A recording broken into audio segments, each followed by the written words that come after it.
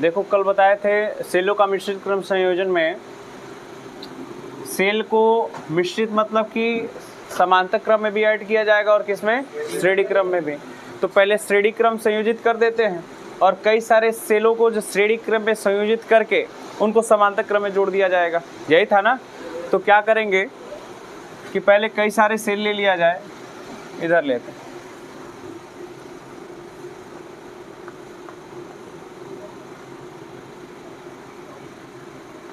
कहाँ तक था, n तक, और ये प्लस टू माइनस, ये प्लस था और ये क्या माइनस, प्लस माइनस प्लस और माइनस।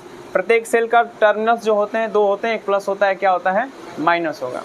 इसको समझिए बहुत अच्छी तरीके से, क्योंकि पूरा न्यूमेरिकल आपका जो इस चैप्टर से बनेगा इस पे खास तौर से बनता है, ठीक है। तो कहता है कि ऐसे ही सेल कई सारे हम ले लें, ऐसे ही श्रेणी क्रम में संयोजित जो ये बैटरी का निर्माण कर रहा है श्रेणी क्रम में संयोजित, ऐसे कई सारे सेल ले लेते हैं या कई सारे बैटरी ले लेते हैं श्रेणी क्रम में संयोजित सेलों के द्वारा, और उसको हम जोड़ देते हैं किसमें, समांतर क्रम में। तो एक सेल और मैंने ऐड किया था,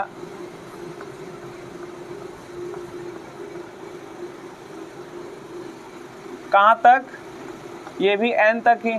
ऐसे बहुत सारे सेलों को मैं ऐसे ही पंक्तियों में रखता चला जाऊंगा, जो कि ये हमारी पहली फर्स्ट रो था, ये मेरा क्या सेकेंड रो, ऐसे ही डॉट डॉट करते कहाँ तक।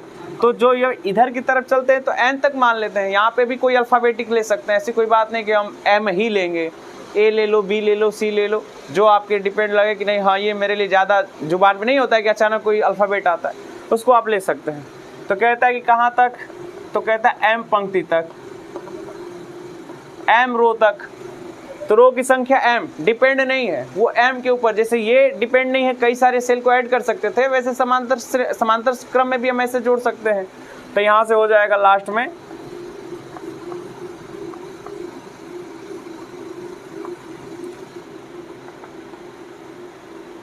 क्या हो जाएगा, ये आपका कहाँ तक, ये भी कहाँ तक रहेगा, मतलब ऐसे बहुत सारे ऐसे मैंने ऐसे टर्मिनल्स 1 2 3 4 5 6 ऐसे मैंने समांतर क्रम में संयोजित कर दिया, इतना क्लियर है।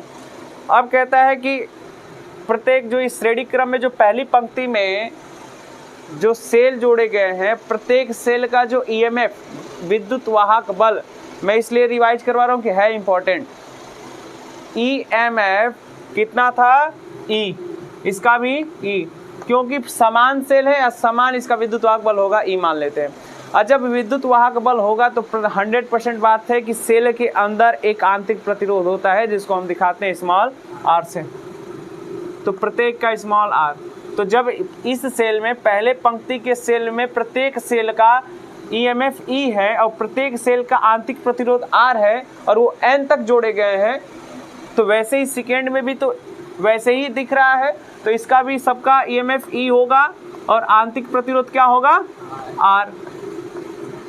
ये plus minus plus minus plus minus, और ये एम पंक्ति तक जब मैंने ऐसे सजो के रखा गया है, तो क्या जो लास्ट वाला सेल होगा क्या कुछ डिफरेंट दिखाई देगा, नहीं, वो भी कैसा होगा, प्रत्येक का जो ईएमएफ होगा वो भी कितना होगा, ई ही होगा, और आंतरिक प्रतिरोध जो होगा वो क्या होगा, स्मॉल आर, ठीक है। और प्लस माइनस टर्मिनल्स के ये पॉजिटिव और माइनस क्या है, सिरे हुए, क्लियर है इतना।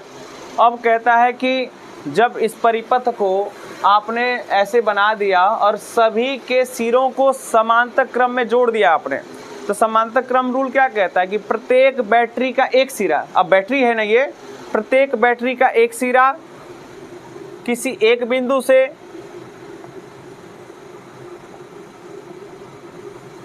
बिंदु से और प्रत्येक का दूसरा सिरा किसी दूसरे बिंदु से जोड़ दिया जाता है, किससे, तो हम कह सकते हैं कि फिलहाल में तो हम परिपथ से ही जोड़ेंगे। किसी सर्किट को लेकर आए और इसको मैंने लगा दिया इनके दोनों सिरे के आसपास। अब क्या है कि एक वाय प्रतिरोध बन गया जिसको हम कहते हैं कैपिटल आर। अब जो इनमें से जो बैटरी में से जो आवेश बाहर स्थानांतरित होंगे, अपने स्थान को बदलेंगे, वो इनका अनुभव कौन करेगा, ये करेगा। अब कितना कर देगा कितना नहीं करेगा, अब इसके ऊपर डिपेंड करता है। मैंने मिश्रित क्रम में दो सेलों को या 2 से अधिक सेलों को क्या कर दिया, ऐड कर दिया। एक समांतर क्रम में भी है और दूसरा किस में है, श्रेणी क्रम में। अब बात आती है कि जैसे ही आपने परिपथ बनाया, इसमें धारा प्रवाहित होगी जिसको हम कहते हैं धारा आई। अच्छा, कई सारे सेल इसमें ऐड हैं, हम कह सकते हैं कई सारी बैटरियां हैं जो कि श्रेणी क्रम में भी हैं और किसमें, समांतर क्रम में है। तो इसमें धारा कितना, तो धारा तो बस निकालोगे नहीं आई, कुल धारा की बात आती है, क्योंकि इसमें कई सारे ई हैं और कई सारे आर हैं। तो एक ई अपान में एक आर होता है आई के बराबर। तो बहुत सारे हैं, मतलब कि कुल का आई और कुल का आर कितना होगा, होगा ना, तो निकाला जाएगा। अर्थात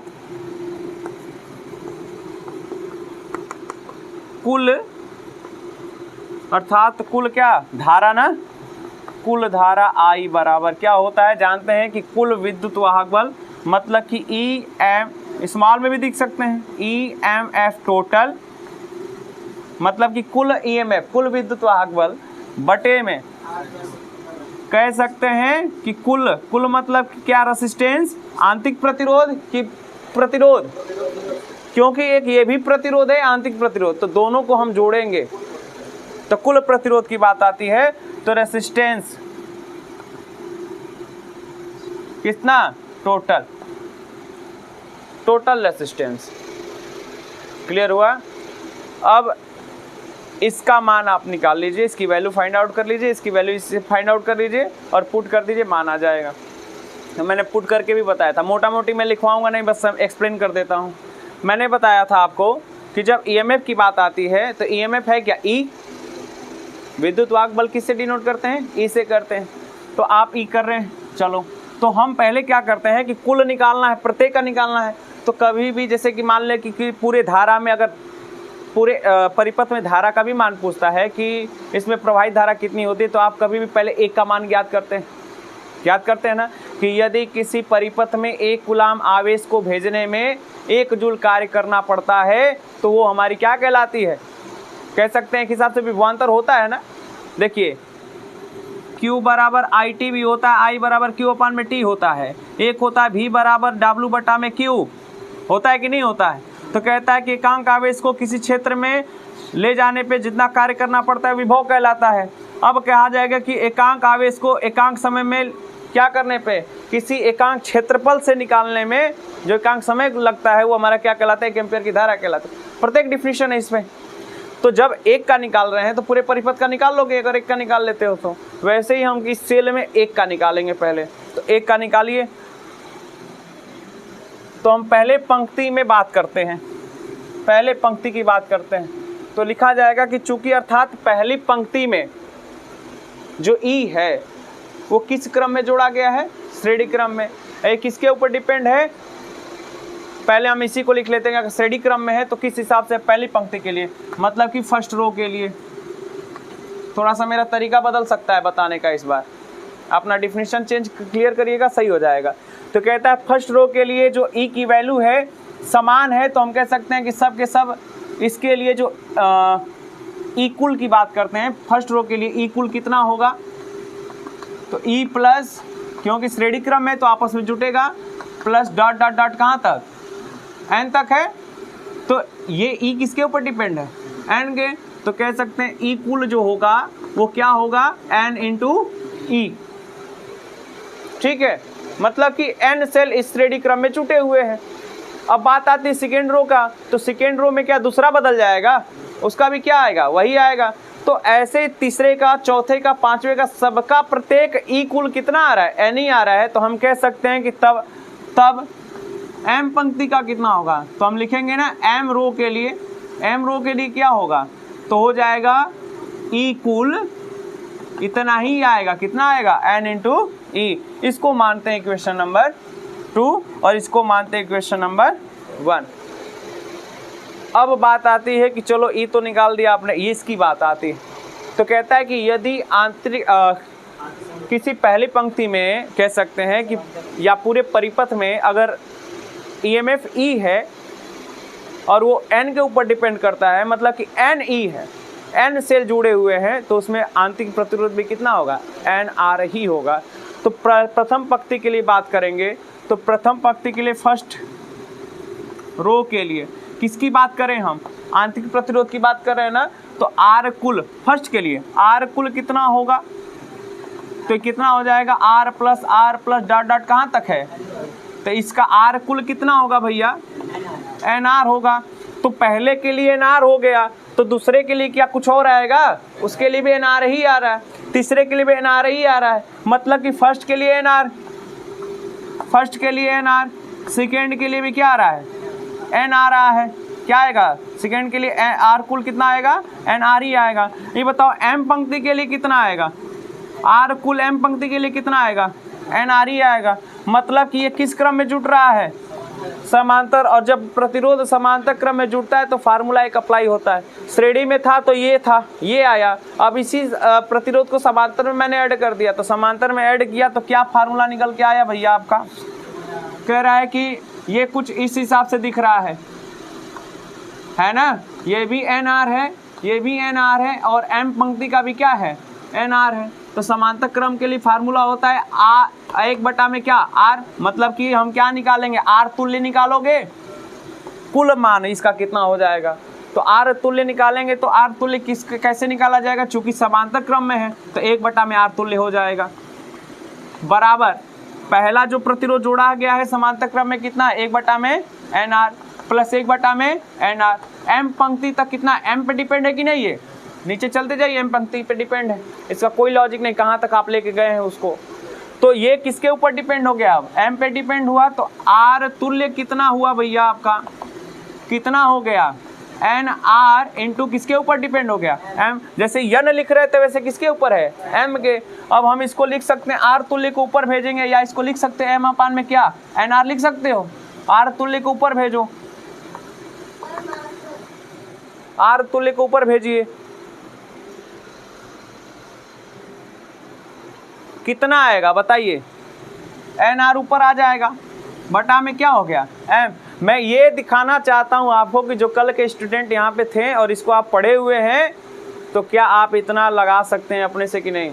अगर लगा ले रहे हो, डेरिवेशन क्लियर है, तब तो सही है, अन्यथा फिर मजाक करिएगा फिजिक्स के साथ, तो फिर ये मजाक करेगा। तो फिर इस बार जान लीजिए कि 2022 जो 2023 का जो पेपर था, इस बार सबसे अधिक बच्चों की संख्या जो फेल वाले में थी वो फिजिक्स सब्जेक्ट में थी। इस चीज़ को काउंट कर लीजिए आप। सिर्फ क्या ऐसी बात नहीं थी कि टीचर जो इतने थे पढ़ाने वाले गलत पढ़ाए थे, बात बस इतना थी कि पढ़ने वाला छात्र, कहावत है ना कि झोपड़ी में पढ़ लेगा आम के नीचे ही पढ़ जाएगा, जिसको नहीं पढ़ना रहेगा उसको ऐसी भी फेल हो जाती, इतना याद रखिए आप। तो इसके ऊपर डिपेंड मत रहिए, जो मिल रहा है जैसे मिल रहा है उसको जाके 2 बार 3 बार करिए। आपका भी कुछ फर्ज बनता है, अगर क्वेश्चन न्यूमेरिकल तो आपकी बुक में वैसा न्यूमेरिकल है कि नहीं है, नहीं है तो आके पूछिए कि भैया क्यों नहीं है ऐसा, तो मेहनत करेंगे तब। टीचर कितना पढ़ाएगा भैया आपको, टीचर क्या करता है, सिलेबस कंप्लीट करता है, और सिलेबस में जितने टॉपिक्स होते हैं वो आपको सिखाते हुए चलता है कि ये चीज़ कहाँ से आई, किसने दिया, कब इसका कहाँ यूज होता है, इतना ही बताएगा और आपको कुछ नहीं बता सकता है। पेपर में यही पूछता भी है, और आप नहीं अपने से करेंगे तो बेसिक क्लियर करेंगे, आप अपना आगे फ्यूचर में काम करेगा, नहीं तो अन्यथा ऐसे ही घूमते रह जाइएगा। दुनिया बहुत है, अधिक संख्या में है, और आपसे अधिक धुरंधर यहाँ घूम रहे हैं, नहीं तो फिर समझ लीजिए कि धराशायी होना है। रेगुलर हो जाओ और कुछ मुझे नहीं चाहिए, रेगुलर हो जाओ और अपने नोट्स कंप्लीट रखो बस, और मुझे कुछ चाहिए ही नहीं। इतना कर लोगे ना तो जिस दिन बोर्ड एग्जाम में 1 महीना पहले बाकी रहेगा ना, चाहे रिवीजन जब कराऊंगा, तो जब नोट्स सामने रख के करोगे उसके बाद तुमको पता चलेगा कि हाँ कितना। और वही एक लड़का किया रहेगा कि आके चुपचाप बैठे रहेंगे ना, तो आप देखिएगा वहाँ पे आपको कितनी समस्या होगी। एक कंप्लीट करके सामने रखा हुआ है, अब तू है से घूम के देखा तड़ो करी में, उस टाइम बड़ा बुझाएगा बच्चा, लगेगा कि काश में कर लिया होता। ऐसा हुआ है तब बता रहा हूँ। अब ये तो आ गया इसको अब देखो ये आर तुल्य आया है, बस ये आर की वैल्यू आई है। इस सर्किट में कैपिटल आर भी जुटा है, तो अब यहाँ पे जोड़ा जाएगा। जैसे कि पूरा सर्किट का मान कितना आ गया, आर तुल्य आ गया, आर तुल्य आया। हम कह सकते हैं कि चूंकि या अर्थात कुल प्रतिरोध कितना होगा, कुल प्रतिरोध इस परिपथ में कुल प्रतिरोध कितना होगा, तो ये तो आर तुल्य है और एक ये आर है, इसका वैल्यू टोटल ये क्या है, देखिए ये कुछ इस हिसाब से ये बन गया आर तुल्य 1, और ये जुटा है क्या कैपिटल आर, ये दोनों के दोनों एक ही सर्किट से जुड़े हैं तो श्रेणी क्रम में हो गए। और श्रेणी क्रम हमेशा किसी दो प्रतिरोधों को जोड़ता है, बात आ रही समझ में ना, प्लस में। समांतर में क्या होता है, अपान में करके, मतलब डिवाइड करके जोड़ता है उनको। तो यहाँ से क्या हुआ, तो लिखेंगे तुल्य, चूंकि आप देख रहे हैं तुल्य जो प्रतिरोध है, तुल्य प्रतिरोध, और कैपिटल आर क्या है, वाय प्रतिरोध है। वाय प्रतिरोध किस क्रम में है, श्रेणी में है, श्रेणी क्रम में। तो आप क्या लिखिएगा इसको, अर्थात कुल प्रतिरोध किस क्रम में है, तो आर तुल्य आप प्लस क्या है, कैपिटल आर, आर तुल्य की वैल्यू एन, आर मान में एम और plus capital R. Equation number कितना हो गया, 3। ए भैया इक्वेशन 1 इसका मान मिल गया, इक्वेशन 2 इसका मान मिल गया, अरे इक्वेशन 2 इसका और इक्वेशन 3 इसके लिए पुट कर दीजिए, वैल्यू आ जाएंगे। अच्छा, आज की जो क्लास में जो इसके आगे हम बताएंगे ये बहुत इंपॉर्टेंट है आपके लिए, ठीक।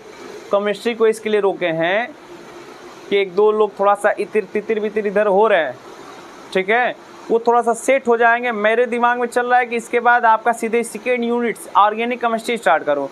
और ऑर्गेनिक केमिस्ट्री बहुत ही मस्त है, अगर क्लास भी अगर कोई मिस करता है तो उसके लिए बहुत ख़राब हो जाएगा, ये भी जानिए। इसलिए मैंने सोच रहा हूँ कि उसको मैं छोड़ूँ, थोड़ा सा एक दो लोग हैं, थोड़ा सा इधर उधर सही हो जाए, उसके बाद उसको ले 1-2 दिन की और बात है। कल केमिस्ट्री पढ़ाऊँगा मैं, लेकिन आज थोड़ा सा इस पर लॉजिकल देख लीजिए, क्योंकि आज इस पर किरचॉफ का नियम है, किरचॉफ के 2 नियम संबंधित आते हैं पेपर में, और ये भी मुश्किल से आज कल 2 दिन की और क्लास है।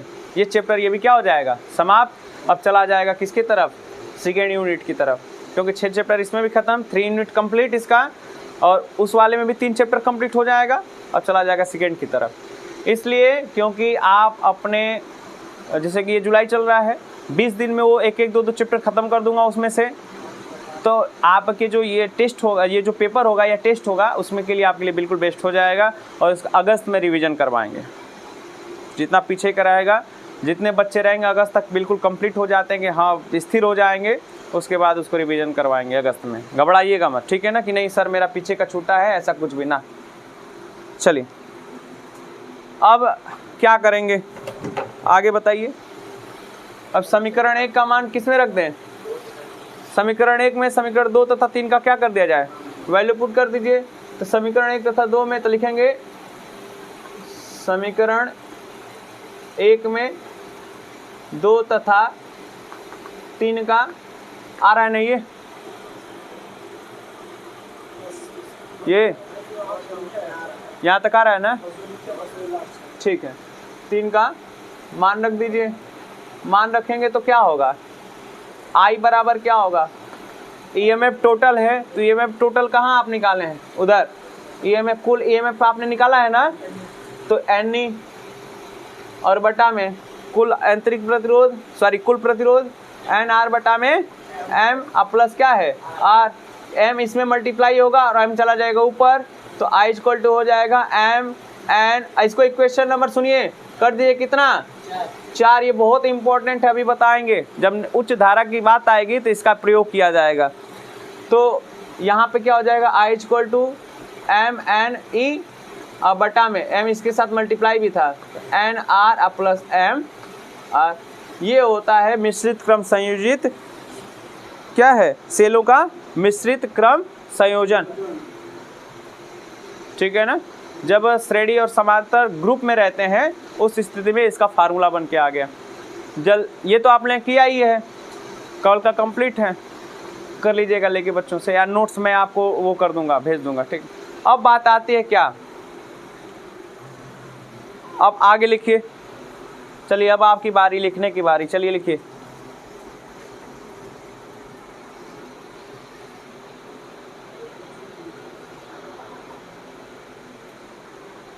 लिखिएगा, हेडिंग डालिएगा, I का अधिकतम मान, I का अधिकतम मान कब होगा, हाँ, मतलब उसके नीचे लिखिए कि इस मिश्रित क्रम में I का मान कब अधिकतम होगा, ये बोल रहे हैं ना, तो लिखिएगा I का मान कब अधिकतम होगा।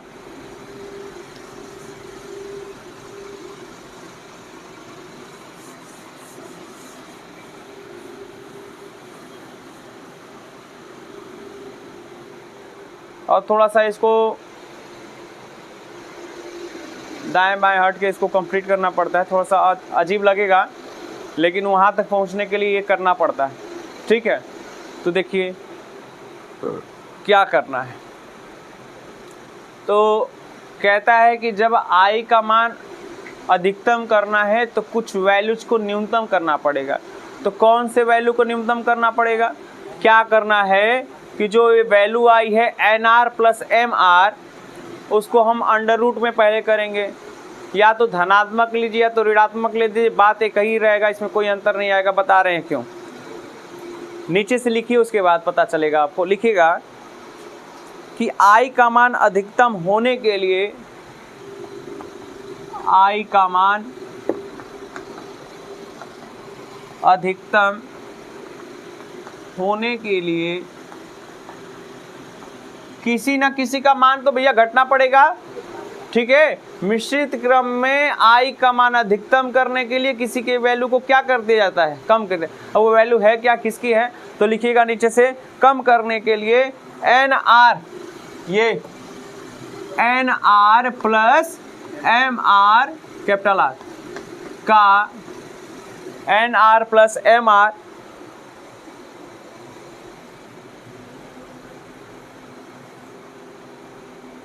हाँ ठीक, NR प्लस MR का मान न्यूनतम होना चाहिए, न्यूनतम होना चाहिए। क्लियर?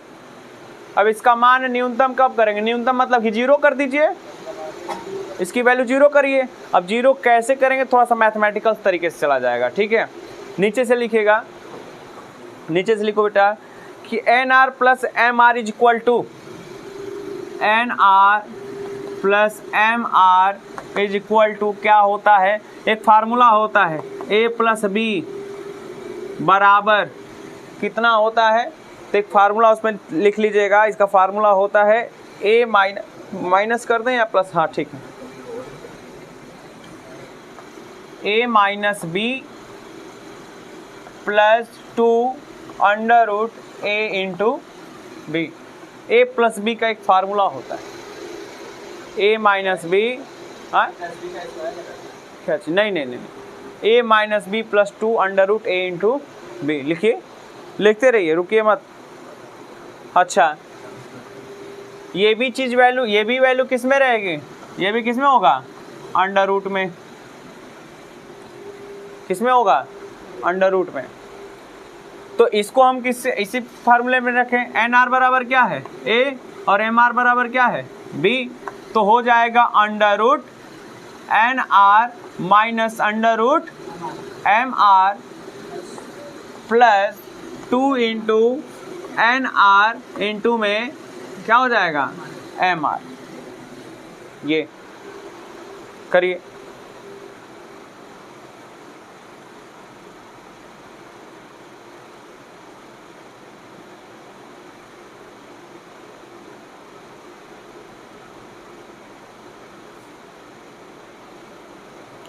अब सुनिए एक चीज, कह रहा है कि NR प्लस MR का मान न्यूनतम कब होगा? बात तो आ रही है किसकी? कि बोल रहा है कि I का मान अधिकतम करने के लिए इसका मान न्यूनतम होना पड़ेगा। अब कह रहा है कि इसका मान न्यूनतम करने के लिए A क्या कर सकते हैं? कह रहा है कि इसका, लिखिए नीचे से, NR प्लस MR का मान न्यूनतम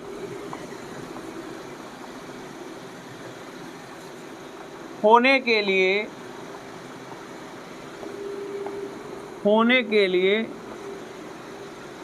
under root NR minus under root MR का मान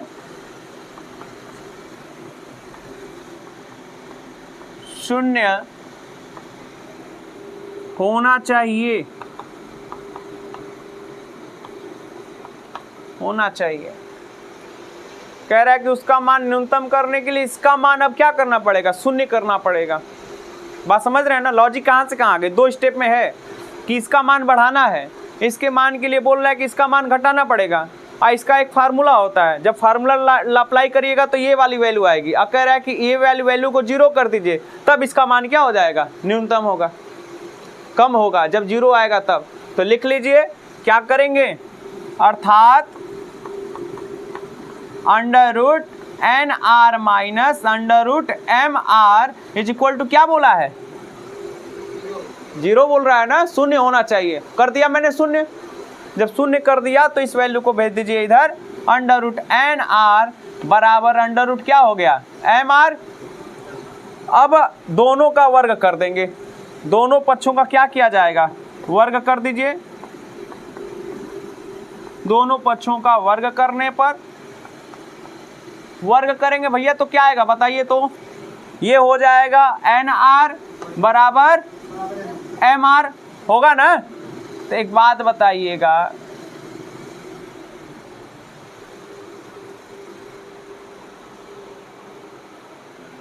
हाई वैल्यू की तो कब आएगा, यहाँ पे कैसे वो वैल्यू लाएंगे, क्या मैं कैपिटल आर बराबर M up N R upon में क्या कर दूं, एम कर दूं, आर इधर रह गया, एम कहाँ गया इसके नीचे, तो एन आर अपान में क्या हो गया, कैपिटल एम जो भी है स्मॉल है। क्लियर हुआ इतनी बात। अब इसकी वैल्यू को तो हम लिखेंगे आर का मान, सॉरी ये ऐसे नहीं, समीकरण ऐसे लिखेगा, समीकरण 4 से, समीकरण 4 से क्या मिलेगा, समीकरण 4 से चूंकि जानते हैं आई बराबर क्या है, एन ई बटा में एन आर अपान में एम का मान क्या रख दूं और प्लस आर, तो आई बराबर क्या मिल गया बच्चा, एन ई बटा में 2 आर।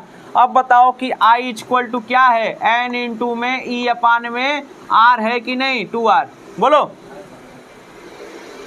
अब मान अधिकतम होगा कि नहीं आई का, यन क्या है, सेलों की संख्या है, और ई अपान में आर क्या है, 2r। कहने का मतलब समझ में आ रहा है, ये श्रेणी में भी है और किस में है, समांतर में भी है।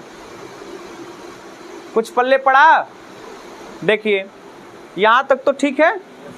अब यहाँ पे मैंने समीकरण 4 से यहाँ पे n इसकी वैल्यू क्या रख दिया, r, मतलब समझ में आ रहा है एन आर को बिल्कुल नेगलेक्ट कर दिया गया।